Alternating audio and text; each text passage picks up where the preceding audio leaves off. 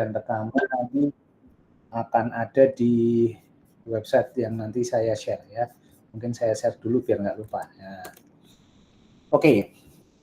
Nah, saya mendapat amanah untuk mengisi sesi ini. Nah, jadi saya akan menggunakan sesi ini untuk sharing pandangan saya terkait dengan riset ke depan, terutama MIPA kan frontier itu kan berarti riset berdampak dan bermasa depan gitu ya, atau sesuatu yang kita lakukan di Fakultas MIPA yang mungkin nanti bisa menginspirasi teman-teman di Fakultas MIPA untuk ke depan seperti apa sih gitu ya, baik itu insight pengetahuannya, kemudian insight. Nah, teman-teman mungkin nanti terbuka dengan apa yang kita sebenarnya lakukan di MIPA, baik untuk keperluan riset, kemudian untuk keperluan pembelajaran, dan lain sebagainya. Nah, kira-kira gitu ya. Nah, saya memulainya dengan men-share ini rekan-rekan sekalian. Jadi, sudah lama sih sebenarnya, ini tahun 2022, saya sempat mengisi satu kolom di media Indonesia, dan pada momen itu ketika diwawancara untuk menuliskan artikel ini, itu saya baru menyadari bahwa apa yang saya kerjakan itu selama beberapa tahun-tahun gitu ya di MIPA, itu ternyata sebuah jalan untuk yang kemudian dikasih judul oleh redakturnya itu merintis kemandirian teknologi. Nah, jadi ini kata yang cukup membuat merinding sebenarnya kalau bahasa saya. Jadi merintis kemandirian teknologi, terutama di bidang saya adalah di bidang big data dan cloud, terutama di Indonesia. Yang tanda kutip kita kalau di Indonesia itu rata-rata kita hanya menjadi konsumen atau pengguna dari teknologi semata, ya kan? Jarang dari kita terdengar bahwa kita menjadi sebuah startup yang develop something. Ada sih, tidak kemudian nol gitu ya, tetapi benar-benar hanya menjadi ya startup, kemudian sedikit banyak, kemudian ada juga beberapa startup yang cukup moncer ya, baik di dalam maupun di luar negeri. Kemudian ada juga sampai sekarang bertahan sampai IPO dan lain sebagainya gitu ya. Tapi memang ada beberapa tanda kutip kondisional atau trap gitu ya. Kalau di Indonesia itu kalau famous ya godaannya cuma satu atau dua ya minimal terjun ke dunia politik dan seterusnya, kira-kira begitu. Nah, ada yang menarik dari pengalaman ketika ini saya akhirnya terdorong untuk waktu itu diminta untuk mengumpulkan pertanyaan simpelnya waktu itu adalah, Pak Mardhani bisa nggak mengumpulkan portofolio apa yang dikerjakan sejak dari awal dosen sampai wawancara itu dilakukan. Nah, kira-kira gitu. Dan pada saat itu saya baru juga menyadari bahwa apa yang saya kerjakan juga cukup banyak, tapi gitu ya. Karena selama ini saya hanya flowing aja, bukan flowing dalam artian santai ya, tapi benar-benar menjalaninya dengan enjoy dan ternyata apa yang kita kerjakan itu tadi ini merintis kemandirian teknologi. Jadi mungkin ini tidak famous, tidak cukup mainstream untuk zaman sekarang. Yang Semarang ini lebih banyak orang misalnya kalau di media sosial ya yang dikejar adalah publisitas dan viralitas gitu ya. Tapi tidak pernah terekspos siapa yang membangun social network-nya, bagaimana teknologi di belakangnya, apakah kita punya sosial media ala Indonesia dan lain sebagainya. Itu kan pertanyaan-pertanyaan yang hampir minim ya kita dapatkan atau kita ketahui. Nah, related dengan kita yang di Fakultas MIPA yang ada di ilmu pengetahuan di matematika dan ilmu pengetahuan alam yang ada 4 departemen yang menjadi core keilmuan, saya pikir ini harusnya menjadi satu langkah strategis ya, bagaimana kita menjadi fakultas atau sivitas akademika di Fakultas MIPA yang memang orientasinya memang mau nggak mau harus merintis kemandirian teknologi di bidang kita masing-masing. Nah, pesan ini sebenarnya yang ingin saya ajak teman-teman nanti berelaborasi, mendiskusikan itu dengan mempelajari example yang saya kerjakan, sehingga teman-teman bisa membayangkan bahwa untuk melakukan hal yang sangat idealis seperti ini, mungkin gitu ya, kalau bahasa orang idealis seperti ini, itu bisa dilakukan dengan langkah-langkah kecil ya, atau baby step yang apa istilahnya itu kita lakukan, tapi nyata dan ya hopefully berdampak. Jadi semacam itu. Nah ini yang menjadi menarik. Nah waktu itu ini contoh ya, ini artikelnya. Jadi akhirnya muncul satu platform atau satu gagasan yang saya sebut sebagai, saya kasih nama Gamma Box gitu ya. Ya, Gamma otomatis Universitas Gadjah Mada. Karena saya bekerja di sini, saya hidup di Universitas Gadjah Mada. Box ini adalah merepresentasi bahwa saya ingin fokus di dunia big data dan cloud dalam single box gitu ya. Jadi semacam itu, tidak kemana-mana. Jadi kira-kira gitu. Jadi ini ada beberapa hal yang kemudian nanti teman-teman nanti bisa baca ya. Nanti saya akan share juga apa yang saya kerjakan. Nah, jadi ini juga ada snapshotnya ya, perjalanan pengembangan Gamma Box gitu ya. Jadi semacam itu. Nah, ini ringkasannya sebenarnya. Ini bahasa apa namanya, bahasa jurnalistiknya dibuat seperti ini. Nah, saya akan memulai dengan diskusi kita pada sore hari ini ya. Moga-moga saya izin ini teman-teman, saya stylenya ini cerita gitu ya ke teman-teman ya. Anggap saja saya bercerita, lesson learn. Jadi saya ingin mengajak teman-teman untuk berpikir bahwa tentang kemandirian teknologi Indonesia. Nah, sejak awal memang saya mengenal dunia teknologi dilahirkan dengan kata kunci ini sebenarnya ya. Jadi saya berkenalan dengan teknologi ya awalnya adalah dengan teknologi open source ya, teknologi terbuka yang membuka kesempatan siapapun untuk menguasai teknologinya dan mengelolanya sesuai dengan kebutuhannya sendiri. Jadi tidak ada vendor lock-in, tidak perlu berbayar, kita sharing code, sharing teknologi sehingga orang lain bisa menggunakannya sesuai dengan kebutuhannya. Nah, saya kebetulan tergabung di Lab Riset Sistem Komputer dan Jaringan di SKJ, di Departemen Ilmu Komputer dan Elektronika. Jadi saya memang orientasinya ada di ranah, kalau bahasa orang ilmu komputer mungkin di hardware, gitu. Tapi kalau saya lebih menspesifikkan di infrastruktur dan di arsitektur. Nah, ini kira-kira gitu. Jadi bagaimana kita mengatur sumber daya tadi ya, hardware agar bekerja optimal dengan cara yang efisien, tapi juga tidak meninggalkan performansi yang bisa ditingkatkan. Nah, kira-kira begitu. Nah, ini kira-kira journey summary-nya, rekan-rekan sekalian. Jadi saya memang bergabung di MIPA sejak tahun 2013 ya. Saya mungkin teman-teman waktu itu masih apa ya, masih SMP, SD mungkin atau baru lahir jangan-jangan ya. Ini kan sekitar berapa nih? Hampir 10 tahun yang lalu, 15-an tahun yang lalu gitu ya. Jadi semacam itu.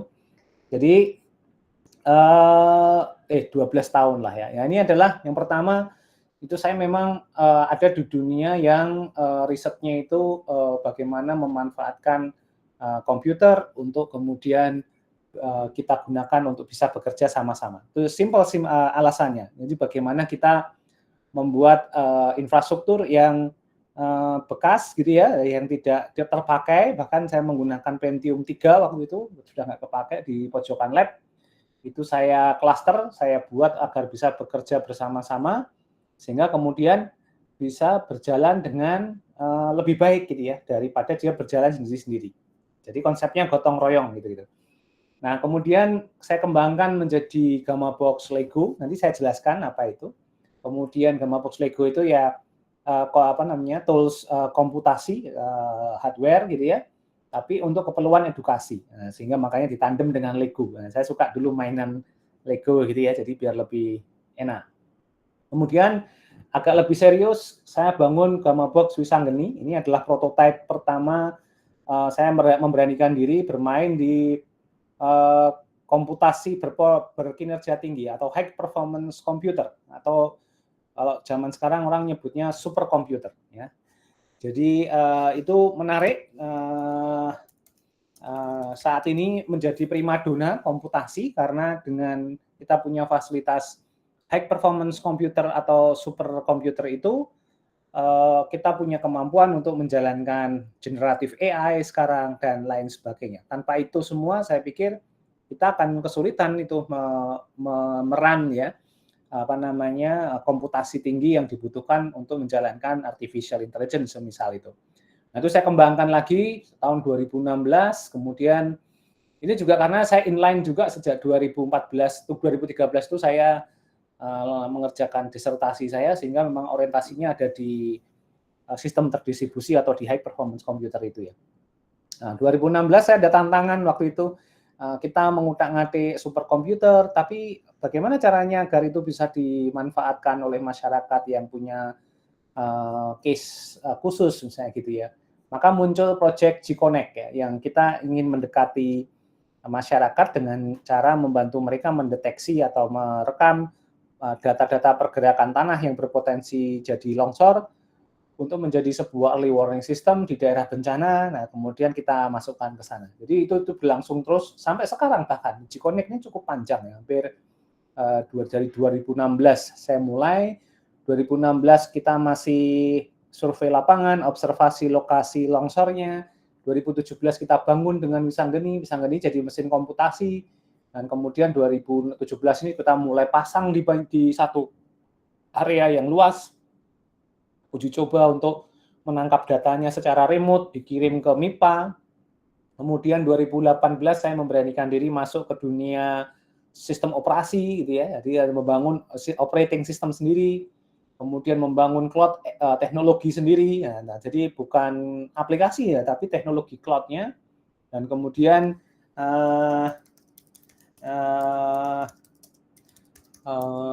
membangun Gamma Box Explorer gitu ya untuk big data. Dan kemudian sekarang sejak 2022 sampai sekarang saya mengerjakan proyek penanganan COVID dengan big data waktu itu. Kemudian masih berjalan sampai sekarang meskipun COVID-nya nggak ada, tapi untuk knowledge management-nya. Dan kemudian juga big data, SCM, dan juga beberapa penelitian yang kelanjutan dari Gamma Box Operating System. Nah, jadi ini yang menjadi journey saya. Jadi ini snapshot hasil produknya gitu ya. Beberapa sudah saya HK-kan gitu ya. Beberapa memang kita biarkan jadi open source gitu ya, jadi semacam itu. Nah, ini akan terus berlanjut nanti. Saya juga belum tahu nanti jadi apa, tapi minimal di tahun ini, tahun 2025 ini saya fokus di knowledge management big data penanganan pandemik gitu ya. Ini niatnya bikin platform untuk penanganan penyakit menular gitu ya, seperti COVID gitu ya. Sekarang malah dipakai untuk penanganan keracunan MBG sekarang, kira-kira gitu. Jadi menarik ini. Nah, kemudian satu lagi saya melanjutkan riset arsitektur untuk superkomputer. Jadi kira-kira gitu. Moga-moga dalam waktu dekat kita bisa declare UGM punya mesin komputasi superkomputer kita sendiri. Nah, kira-kira begitu. Itu idealismenya gitu. Nah, itu snapshot-nya, teman. Jadi dari konteks ini teman-teman bisa melihat ya bahwa arah pengembangan yang saya kerjakan itu adalah perjalanan panjang untuk merintis sebuah kemampuan kita untuk membangun sebuah teknologi tersendiri. Nah, saya mengimpikan nanti di 2030 lah, moga-moga belum ada kejadian extraordinary di dunia ya, seperti kiamat yang lebih cepat gitu ya, karena konflik berkepanjangan gitu. Saya berharap dunia ini hidup lebih lama lagi gitu, sehingga kita punya kesempatan waktu untuk berinovasi, sehingga ada saatnya nanti kita bisa bilang bahwa sistem operasi yang dipakai di banyak negara atau di tempat adalah produk kita, saya gitu ya. Jadi sistem komputasi besar untuk penanganan penyakit, sesuatu yang berimpact kepada masyarakat itu di-provide oleh FMIPA UGM dan lain sebagainya. Nah, itu yang saya ingatkan. Nah, pesannya cuma satu sebenarnya, keberanian untuk teman-teman bisa bermimpi dan tidak harus kita tahu apa yang akan terjadi di depan gitu ya secara pasti, tapi paling tidak kita punya keyakinan bahwa yang kita kerjakan ini pelan-pelan nanti merangkai sesuatu. Jadi bahasa saya punya piece of Lego, saya nggak tahu bisa dibentuk jadi apa di masa depan, tapi yang pasti saya akan mulai susun Legonya. Nah, kira-kira gitu. Makanya itu ada Gamma Box Lego itu menginspirasi sekali. Nah, kira-kira gitu ya. Oke, nah ini saya ingin langsung tunjukkan apa yang saya kerjakan. Jadi yang pertama adalah saya membangun sebuah mesin cluster kecil di lab yang berfungsi sebagai mesin komputasi berbasis cluster yang bisa berbagi resources sehingga punya komputasi yang tidak cepat banget, tapi juga yang penting dia orientasinya bisa menyelesaikan pekerjaan besar. Nah, jadi macam itu. Jadi kalau saya yang penting itu kan pekerjaannya selesai, bukan cepatnya. Nah, kira-kira gitu. Nah, itu lebih baik daripada kita cepet-cepet tapi error terus. Nah, kira-kira begitu. Yang terbaik tentu saja sebenarnya ya dua-duanya jalan kan gitu. Tapi kan ada teori bahwa kadang ya kalau kita mau cepat selesai ya kita harus punya high spec teknologi kan gitu. Nanti yang bikin mahal. Nah, sementara kita di riset di kita ini kan harus berbiaya ya semurah mungkin istilahnya gitu ya, karena ketidaktersediaan resource yang kita punya, baik itu finansial maupun resource yang lain. Nah, kemudian kita kembangkan menjadi Wisanggeni, ini juga menarik. Ini Wisanggeni ini 4 piece Raspberry Pi, kita konfigurasi berjalan secara bersama-sama untuk menghasilkan sebuah mini cloud data center. Nah, kira-kira gitu. Komputernya hanya sebesar handphone teman-teman gitu ya, jadi semacam ini aja. Jadi semacam itu namanya Raspberry Pi. Saya punya, kebetulan saya di di area kerja saya. Nah, jadi komputernya semacam ini kecil. Nah, semacam itu kita bangun, kita buat, kita optimasi cara kerjanya agar maksimal sehingga kemudian dia bisa menjalankan fungsi komputasi dengan sangat baik. Ya, kira-kira begitu. Jadi kata kuncinya adalah teman-teman sekalian, dari hal itu tidak selalu kita harus punya fasilitas yang mewah untuk bisa berkontribusi atau membuat sesuatu. Tapi dengan keterbatasan yang ada, kita malah menemukan keunikan bagaimana kita membangun sesuatu. Dan menurut saya itu inovasi. Ya, inovasi itu tidak harus sesuatu yang baru, tidak harus sesuatu yang wah, tidak harus sesuatu yang sangat-sangat mewah gitu ya. Tapi pendekatan baru yang simple tapi workable itu adalah inovasi. Apalagi kalau itu bisa digunakan dan bisa juga memudahkan orang lain. Nah, kira-kira begitu. Nah, ini kan kita ingin memudahkan orang lain dalam menggunakan teknologi yang baik. Nah, kira-kira semacam itu ya. Jadi itu message-nya di situ. Nah, kebetulan karena bidang saya di infrastruktur komputer, maka saya menggunakan infrastruktur yang sesederhana mungkin gitu ya. Sehingga juga teman-teman mahasiswa yang membantu saya pada waktu itu tidak takut untuk melakukan eksperimen karena tempatnya kecil, ruang space device-nya kecil, jadi nggak takut merusakin lah mudahnya gitu. Nah, kemudian saya ajak teman-teman untuk bereksperimen lebih serius. Nah, sekarang kita udah punya pengalaman nih selama 2 tahun membangun yang namanya mesin kecil, simple tapi tidak terlalu berisiko. Nah, sekarang mari kita agak serius. Bagaimana jika saya punya dana agak lebih banyak, kita bisa membeli banyak komputer-komputer kecil tadi dengan spek yang cukup. Kita coba agar membangun mesin superkomputer pertama kita. Nah, namanya Wisanggeni ya. Ini terinspirasi oleh pewayangan. Nah, kira-kira gitu ya. Nah, waktu itu saya kemudian dengan tim mengumpulkan mahasiswa karena nggak mungkin kita kerjakan sendiri. Nah, ini poin penting juga ya teman-teman, bahwa kita kadang harus berkolaborasi. Bahkan mahasiswa baru waktu itu saya juga minta untuk bergabung gitu ya. Nah, itu kita membangun sama-sama. Semuanya tidak harus hands on dengan setting dari komputer. Ada yang merancang casingnya, ada yang merancang jalur kabelnya, ada yang merancang power supply-nya, dan lain sebagainya. Nah, ini kemudian kita bekerja sama untuk menyusun, mendesain ala kita masing-masing. Akhirnya muncul Wisanggeni ini. Dan juga kita tentu saja mencoba untuk mengoptimasi dari sisi cara kerja sistem operasinya juga, atau konfigurasi di dalamnya. Nah, itu juga kita akhirnya membuka banyak materi pelajaran ya tentang bagaimana cara kerja sistem terdistribusi, algoritma yang digunakan untuk membalance resources, bagaimana cara kita mempercepat proses di dalam komputasi, bagaimana kita caranya mengachieve ke dalam floating point operation per second tertentu, bagaimana kita menghemat sumber daya listrik di dalam sebuah server seperti ini.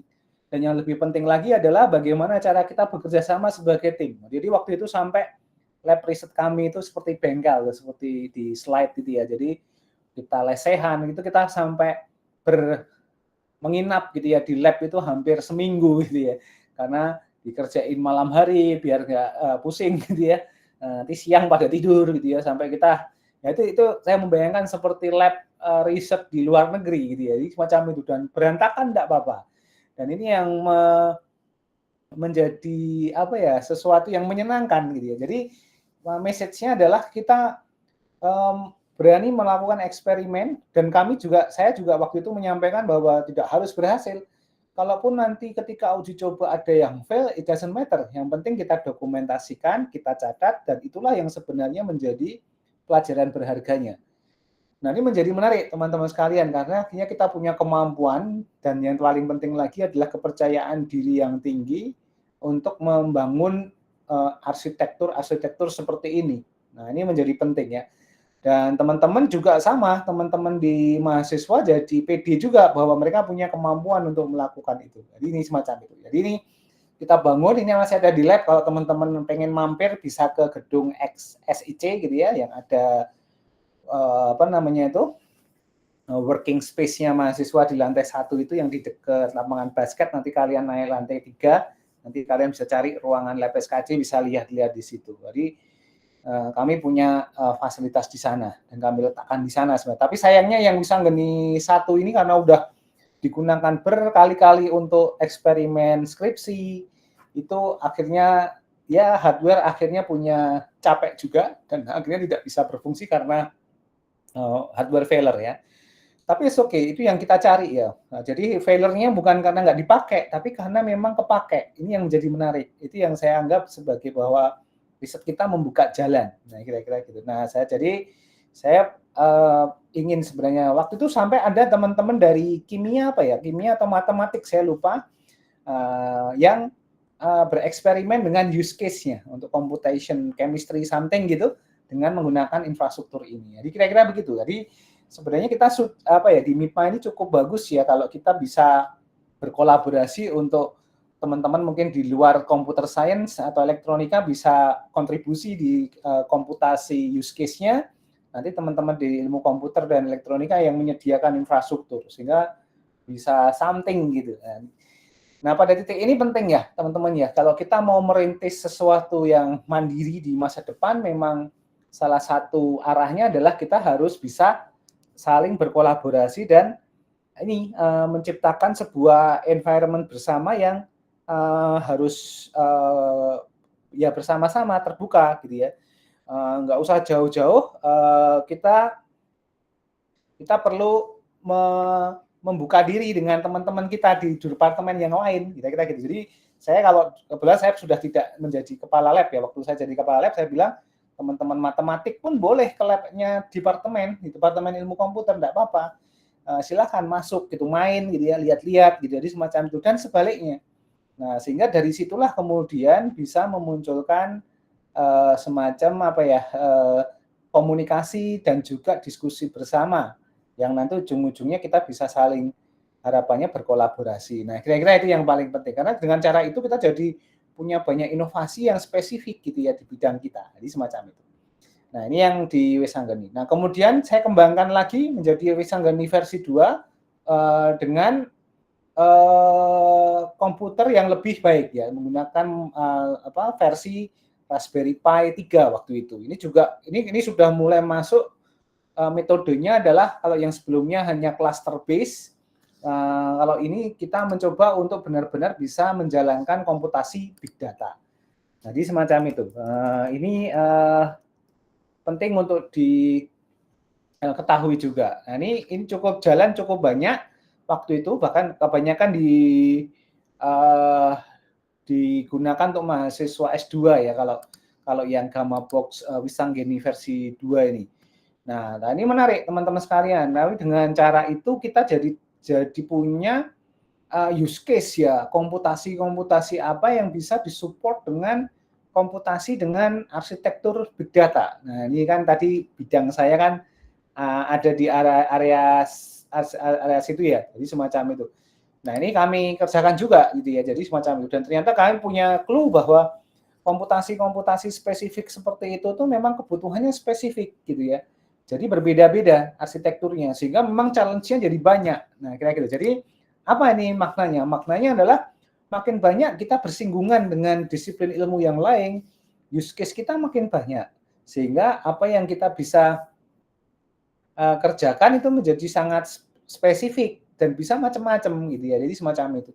Nah, ini yang menarik ya. Jadi rekan-rekan sekalian. Jadi ini juga membangun kita punya kemampuan untuk membangun sebuah konsep pusat data atau big data computation yang benar-benar bisa digunakan untuk scientific. Nah, ini yang menjadi poinnya juga. Nah, kemudian saya kembangkan juga untuk peer-to-peer data mining atau blockchain ya. Jadi saya tidak bermain di Bitcoin-nya bukan, tapi lebih kepada di komputasi blockchain-nya. Bagaimana sih eksperimen blockchain itu terjadi? Kita kemudian bergabung ke node di internasional gitu ya, di global, kita menjadi salah satu jaringan blockchain, dan kemudian kita bisa berkontribusi dalam blockchain tersebut. Dan ternyata menarik, kita jadi belajar banyak bagaimana teknologi, bahkan waktu dulu blockchain belum menjadi satu materi bahasan di mata kuliah ya. Kalau sekarang kan sudah ada mata kuliah khusus ya, mata kuliah pilihan blockchain. Kalau dulu tidak ada, jadi gitu. Jadi kita sudah mulai eksperimen. Jadi teman-teman kalau ngelihat di MIPA, ya setahu saya ya, apalagi yang di ilmu komputer, beberapa mata kuliah itu memang kita generate based on dari eksperimen. Jadi atau dari riset. Jadi riset dulu kita perkuat apa saja, arahnya bagaimana dan seterusnya, baru kita develop menjadi sebuah mata kuliah. Nah, kira-kira gitu. Nah, sebenarnya itu yang ingin kita kembangkan ke depan ya. Jadi kalau kita mau menjadi semacam university berbasis riset atau riset university, nah sebenarnya seperti itu. Jadi diperkuat environment riset dan inovasinya, sehingga kemudian menjadi teaching material. Nah, itu menjadi menarik gitu ya. Jadi itu kalau memungkinkan akan sangat bagus sekali gitu ya, jadi ke depan gitu ya. Jadi dan bayangkan misalnya mahasiswa S1 MIPA misalnya, itu tidak di sesi awal tidak masuk ke kelas, bahkan mungkin masuk ke lab, langsung hands on dulu, explore sebanyak mungkin, melakukan banyak kesalahan gitu ya. Guidance-nya ya eksperimental saja dulu. Tapi dari situ teman-teman baru mempelajari teorinya, mempelajari ternyata di situ muncul implementasi dari sebuah algoritma, sebuah computation method atau yang lain. Jadi kira-kira begitu. Jadi ini juga challenge juga ya untuk ke depan ya.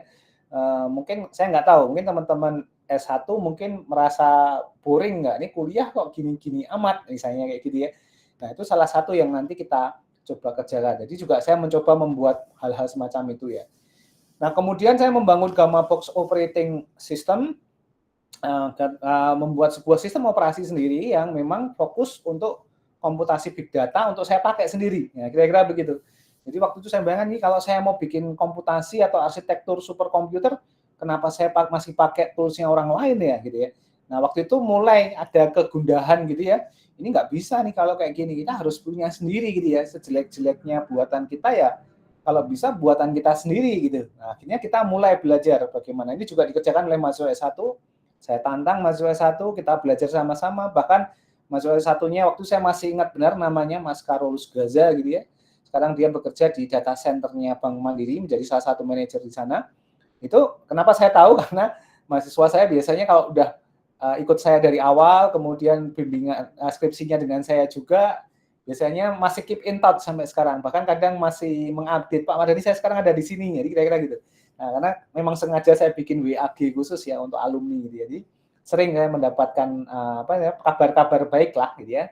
Nah, atau sekedar hanya Pak, saya lagi di Jogja nih, ngopi yuk, misalnya kayak gitu, menyenangkan sekali. Atau waktu saya harus traveling ke Jakarta atau tempat yang lain, Pak Mardhani ada di mana nih? Jakarta, ketemu Pak. Nah, itu menyenangkan sekali ya. Dari momen-momen itulah saya mendapatkan update ya. Nah, dari mana? Bahkan sampai ada testimoni misalnya, Pak ternyata risetnya saya tuh saya baru tahu itu ada manfaatnya seperti ini ya, kira-kira begitu.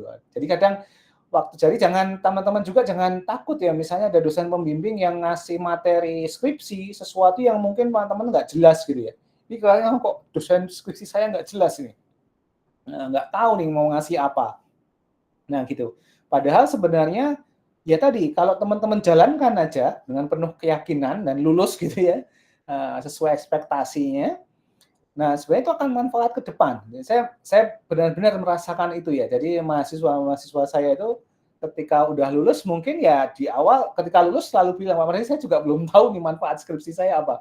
Tapi begitu bekerja mereka mengkonfirmasi, sering itu kalau saya ngobrol di LinkedIn, kalau ketemu gitu ya, itu wah, ternyata berguna Pak. Bahkan ada mahasiswa saya mbak-mbak gitu ya, itu mengerjakan tentang Elasticsearch untuk dunia big data dengan teknik sharding. Waktu itu pengujinya juga mempertanyakan ini buat apa? Nggak lazim ini gitu kan. Tapi ternyata sekarang teknik sharding, paket data di dalam sebuah komputasi big data, apalagi di real time big data processing, itu sangat dibutuhkan untuk membantu pemrosesan menjadi lebih reliable, jadi semacam itu. Jadi bayangkan itu yang sebenarnya kita nggak pernah tahu dari sisi pengetahuan ya. Pengetahuan itu bagusnya begitu ya.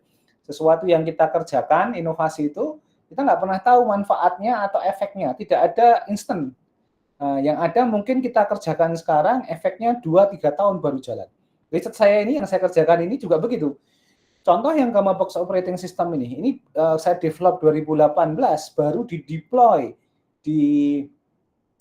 bisa di-deploy secara industrial ya, dipakai oleh di industri, ini dipakai di satu perusahaan oil and gas untuk environment big data-nya sebesar hampir 1024 node ya dengan Gamma Box Operating System itu sekitar 2021. Jadi diselesaikan 2019, 2 tahun berikutnya baru kepakai. Jadi kira-kira gitu.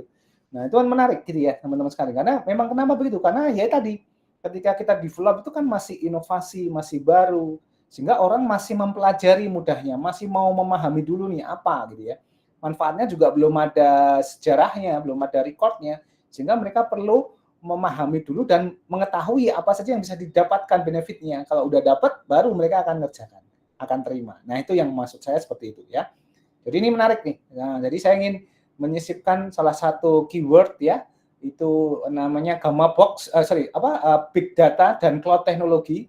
Dua kata kunci ini mungkin akan menjadi kata-kata kunci yang akan selalu ada di lingkungan pekerjaan teman-teman ke depan. Jadi kira-kira gitu. Jadi ya saya pikir teman-teman dari Departemen Kimia ya harus tahu Big Data. Teman-teman di matematik apalagi. Teman-teman di geofisika, di fisika apalagi. Begitu. Jadi ini yang menjadi poin sangat penting menurut saya ya. Jadi tidak hanya mahir dalam konteks menggunakan aplikasi teknologi digital, tetapi juga memahami konteks dari atau teori dari big data ini.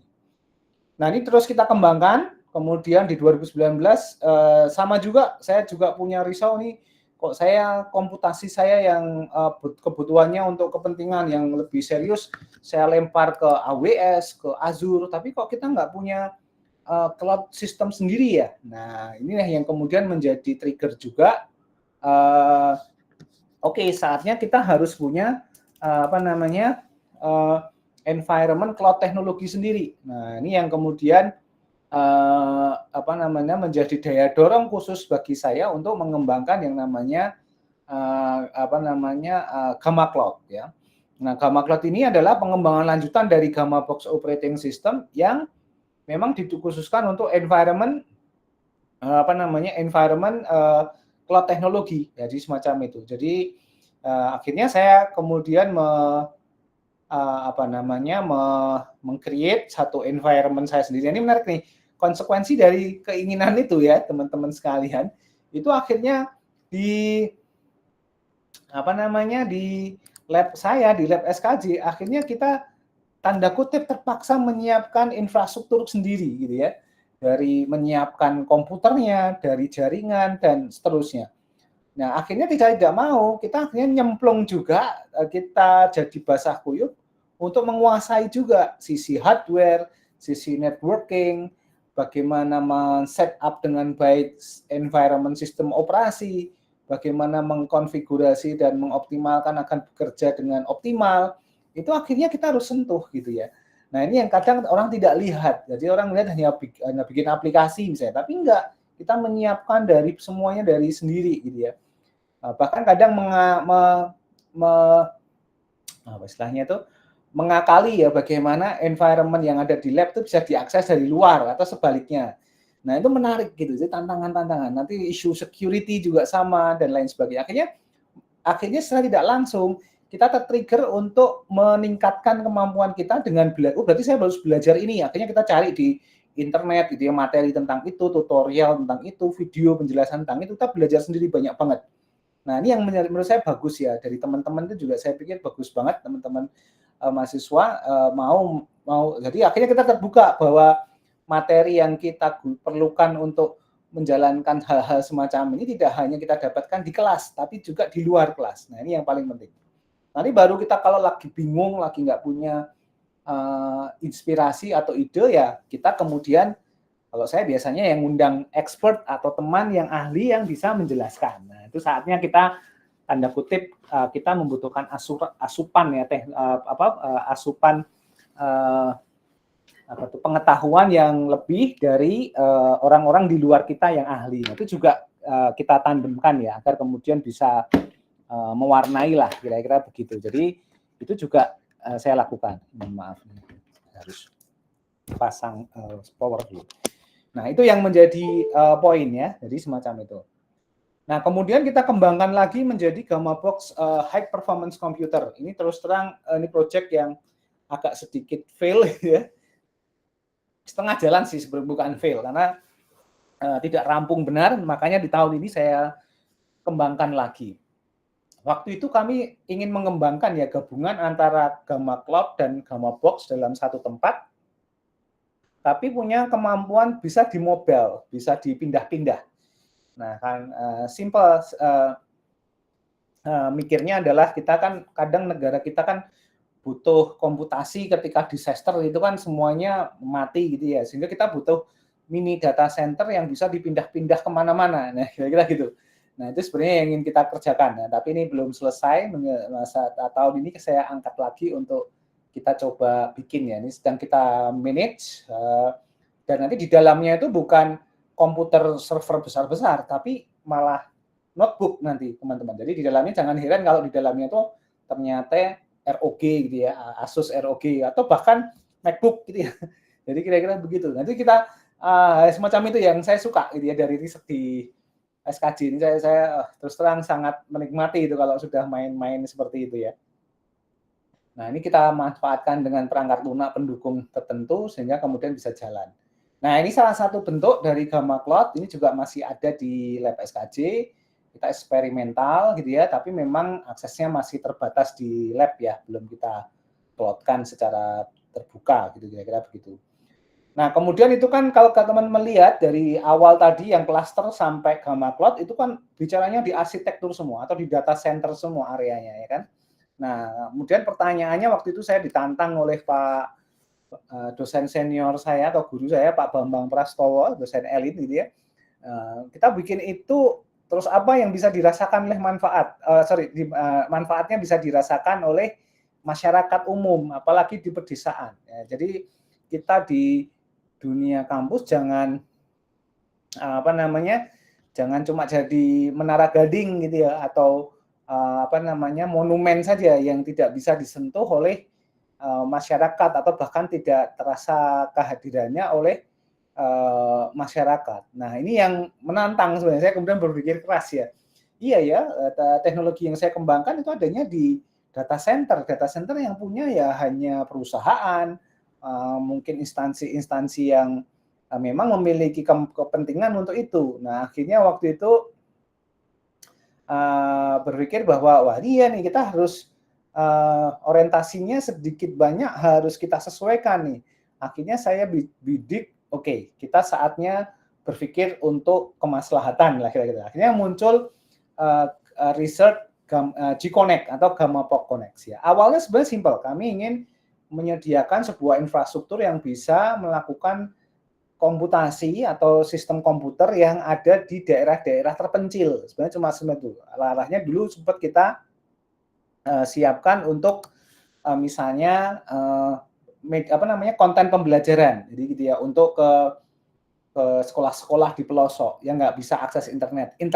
Konten internetnya yang kita bawa ke sekolah secara offline dengan menggunakan server kita. Gitu. Jadi kita download dulu di Jogja, kita deliver sana pakai mobil, kita deploy sana sehingga seolah-olah mereka bisa akses internet, konten-kontennya, video pembelajaran, buku sekolah elektronik dan seterusnya. Nah, itu kan gitu kan untuk ngakali konektivitas.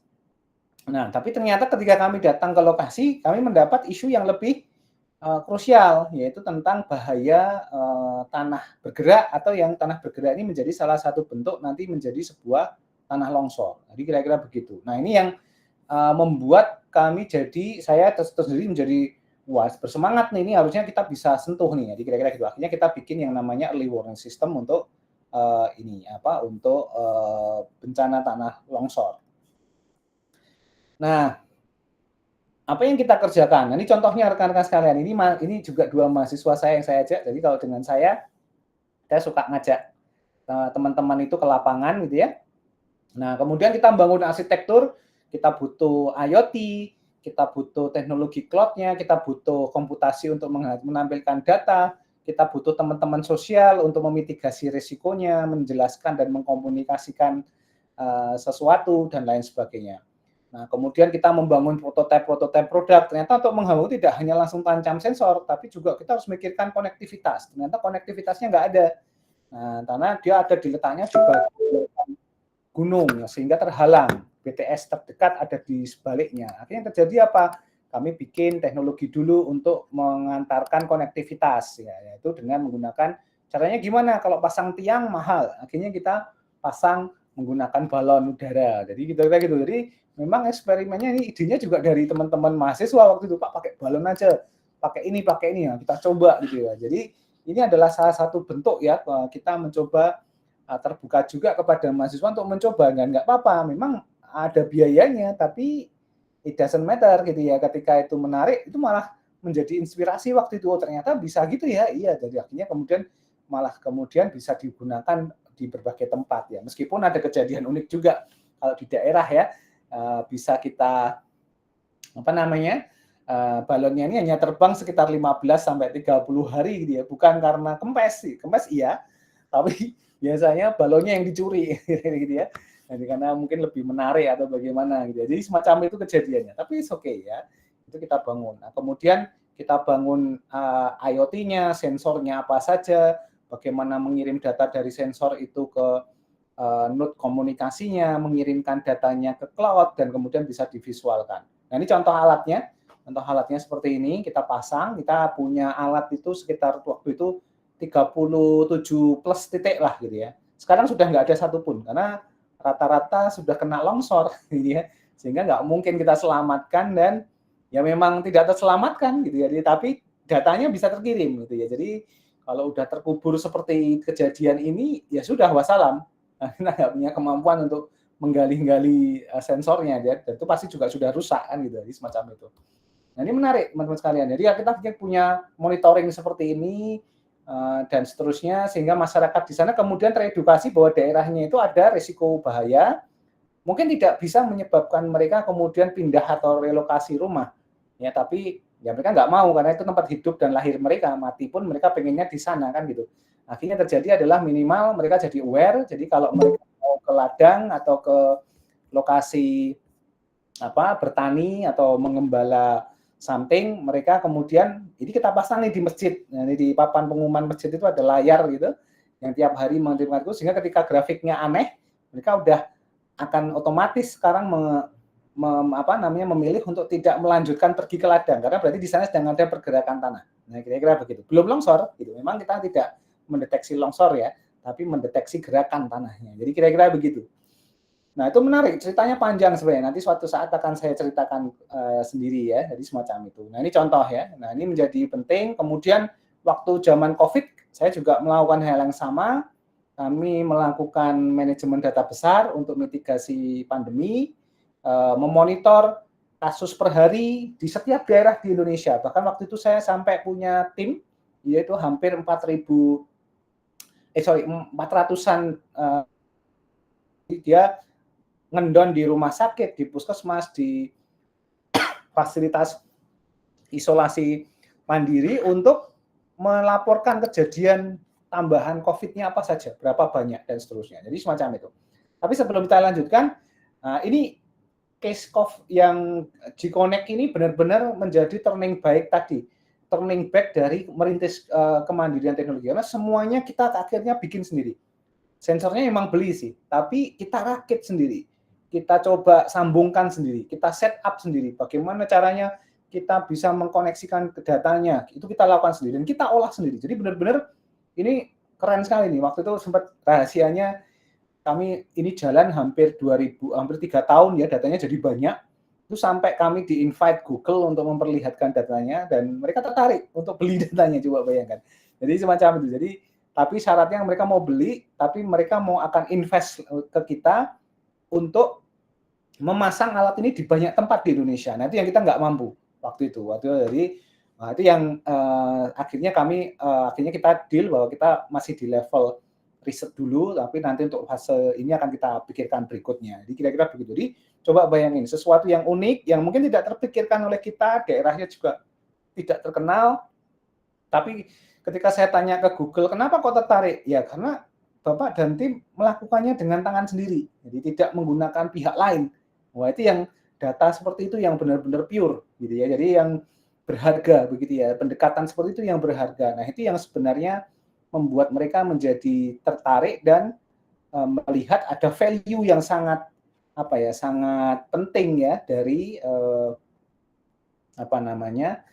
dari inovasi ini. Nah, ini menunjukkan juga bahwa kita bisa merintis nih. Jadi kira-kira gitu. Ini terus terang ini kalau bahasa saya itu kalau cerita ini sebenarnya seperti kalau bahasa Jawanya kayak berambangi ya, terharu gitu. Jadi ini benar-benar kalau saya cerita itu saya tuh ini kalau saya lagi penat gitu ya atau lagi bosen atau mungkin lagi something in the mind gitu ya on our mind dan itu memenuhi pikiran kita, saya suka merewind kembali cerita Gamma Box ini, Gamma Box Connect ini karena jadi semangat lagi. Ini loh, ini kita itu melakukan sesuatu di MIPA ya, itu tidak harus dan ini benar-benar silent teman-teman. Silent itu dalam artian saya tidak publikasi, tidak publisitas, bahkan pendanaan itu kita mandiri waktu itu saya ngumpulin sendiri.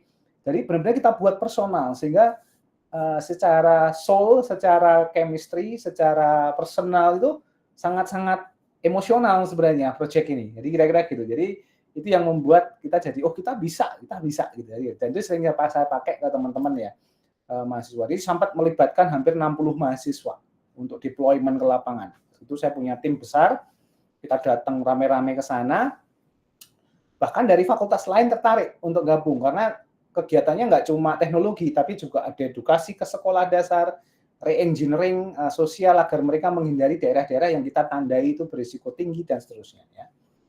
Nah, pengalaman pertama itu yang cukup mengubah nasib, mengubah pola pikir. Yang kedua adalah ini yang untuk COVID ini juga sama. Jadi tiap hari kita mendengar ada orang yang meninggal, siapapun ya, umur dari bayi sampai orang yang sudah sepuh, itu kan waduh di hati gimana. Akhirnya tergerak juga saya untuk ini harus ada something nih yang kita harus bergerak ya. Kita bukan tenaga medis, tapi kita bisa menyediakan fasilitas mengumpulkan data sehingga kita jadikan informasi agar pengambil keputusan itu tahu kapan harus pembatasan berkegiatan, kapan harus policy masker dan lain sebagainya itu dilakukan.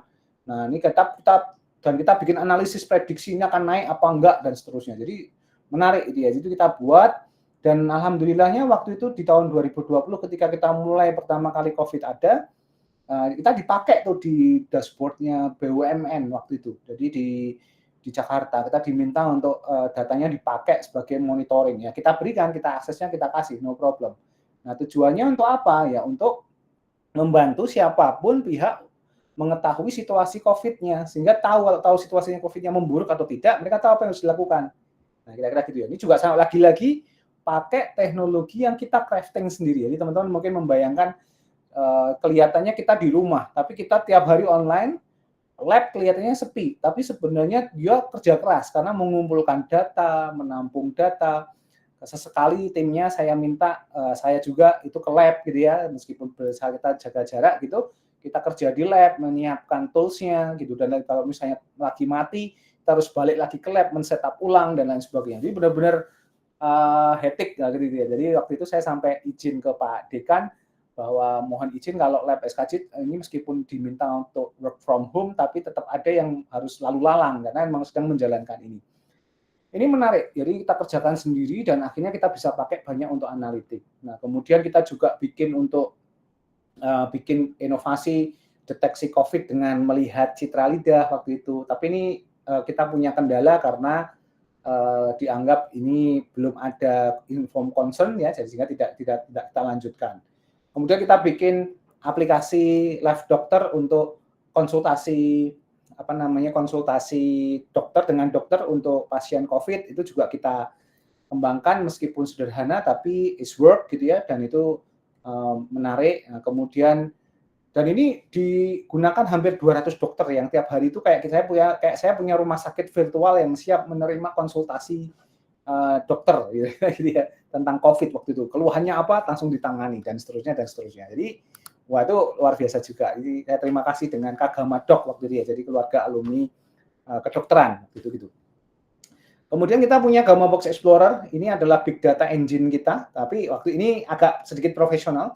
Jadi memang saya diminta untuk membangun data big data untuk untuk perusahaan energi. Nah, waktu itu saya bikin data management platform ya untuk perminyakan, batu bara, panas bumi dan lain sebagainya bisa ditampung menjadi satu dalam Gamma Box Explorer. Jadi ini contohnya semacam ini. Jadi sampai ke analitik. Karena saya kan dosen big data arsitektur ya. Jadi saya harus punya kemampuan untuk memanage arsitektur dari cara mengumpulkan data, menyimpan data, menyiapkan data processing sampai menghasilkan data analitiknya. Kemudian ini juga ada riset dengan teman-teman Fakultas Teknik untuk membangun supply chain management platform. Nah, sekarang saya lari ke knowledge management COVID ya. Nah, ini contoh lab saya meskipun sekarang sudah berubah ya karena layoutnya diubah. Nah, itu ini Gamma Box Explorer tadi yang saya sebutkan. Jadi kita buat, kemudian kita kembangkan Gamma Box Sandbox ya ini untuk data analytics framework gitu ya, sehingga kita bisa melakukan banyak analisis gitu ya, dan kemudian yang lainnya ini mungkin teman-teman yang tertarik dengan data science AI ini di belakangnya seperti ini. Nah, ini yang knowledge management COVID. Nah, ini kita menghasilkan knowledge management untuk penanganan COVID di Indonesia. Ini masih jalan, tahun ini tahun terakhir dari pendanaan yang saya dapatkan untuk meng-capture knowledge base penanganan COVID. Sehingga harapannya nanti kalau ada pandemi lagi, insya Allah nggak ada ya, itu kita udah siap dengan set of knowledge bagaimana kita misalnya butuh isolasi mandiri, apa yang harus dilakukan? Nah, itu ada knowledge-nya. Jadi kayak kita tanya ChatGPT tapi fokusnya ke penanganan COVID. Nah, kira-kira gitu. Nah, itu yang sedang kami kerjakan. Kira-kira gitu. Ini prototipe-nya seperti ini ya. Jadi semacam itu. Ya. Nah, itu teman-teman sekalian. Ini yang sedang dan sudah saya kerjakan. Nah, mungkin saya berharap teman-teman bisa melihat bahwa ya pada titik tertentu kita melihat bahwa aspek kemandirian ini penting ya untuk terus dipegang oleh teman-teman sekalian. Apalagi teman-teman masih mahasiswa. Jadi salah satu tujuan dari mata kuliah MIPA Frontier ini kan memang sebisa mungkin nanti menginspirasi teman-teman untuk punya pemikiran yang lebih dari sekedar hanya kuliah as usual. Nah, itu yang menjadi menarik. Saya mohon maaf tidak bisa hadir di kelas, tapi saya berharap apa yang saya sampaikan ini bisa mendorong teman-teman, memotivasi teman-teman bahwa teman-teman berkuliah ini tidak hanya kuliah. Yang pertama tentu saja targetnya adalah teman-teman lulus gitu ya, bisa punya pekerjaan, menghidupi diri sendiri, membahagiakan kedua orang tua kalian dan saudara-saudara yang lain. Kemudian kalian bisa turn back kepada orang tua kalian, merawat mereka dengan baik. Syukur-syukur kalian dengan apa yang teman-teman lakukan selama kuliah, merintis jalan kemandirian something. Nggak harus teknologi. Kemandirian untuk bekerja, kemandirian untuk berkreasi, menghasilkan karya. Tidak harus kalian, saya pengen bekerja profesional di perusahaan, tapi saya juga punya karya. Sekarang bisa dilakukan, ya. Teman-teman bisa sesimpel hanya membuat konten, gitu ya. Yang paling murah ya, membuat konten di YouTube atau di live something gitu ya, tapi yang bermanfaat dan edukatif misalnya, bisa menginspirasi orang, itu sudah something. Atau kalian menggunakan tangan kalian ya, selain kuliah atau bekerja nanti kalian meng-crafting something. Sesimpel mbak-mbaknya meng-create cookies misalnya, membuat brownies gitu ya, atau mungkin kalian membuat makanan yang kemudian kalian bikin makanan berbagi atau bagaimana. Nah, itu luar biasa. Atau teman-teman yang kan memang ingin mengkombinasikan semua sumber daya dari kepala sampai kaki kalian. Kalian bikin fokus kepada selain kuliah, tapi kalian juga fokus untuk mengembangkan startup kalian bangun sejak kuliah, nanti kemudian dilanjutkan mumpung masih kuliah sehingga belum berorientasi terlalu ke bisnis, tapi nanti setelah kuliah kalian siapkan untuk bisa running bisnis dan seterusnya, wah itu akan luar biasa. Pun kalaupun tidak, kalian berinvestasi dengan diri kita, kuliah dengan sangat serius, dengan sebaik-baiknya, studi lanjut misalnya, bekerja di luar negeri, lanjut jadi profesional di sana pun juga tidak ada masalah. Jadi apapun itu, intinya adalah merintis kemandirian diri sendiri kalian. Nah, kebetulan saya tadi mencontohkan kemandirian di bidang teknologi, terutama di research and development. Nah, kira-kira begitu. Mungkin ya yang saya buat belum selevel dosen-dosen senior yang ada di fakultas MIPA atau dosen-dosen hebat yang sudah ada di MIPA yang sudah punya lebih produk yang lebih keren ya. Tapi saya salut dengan mereka. Tapi oke, kita tidak perlu minder. Tapi yang penting adalah ya, kita punya jalan kita sendiri. Jadi mari kita bentuk dan kita harus termotivasi untuk itu. Jadi kira-kira begitu ya. Oke, itu yang bisa saya sampaikan. Mungkin sebelum saya close, ada yang ingin bertanya atau diskusi sambil saya sebentar, saya share presensinya lagi ya, bagi yang belum presensi.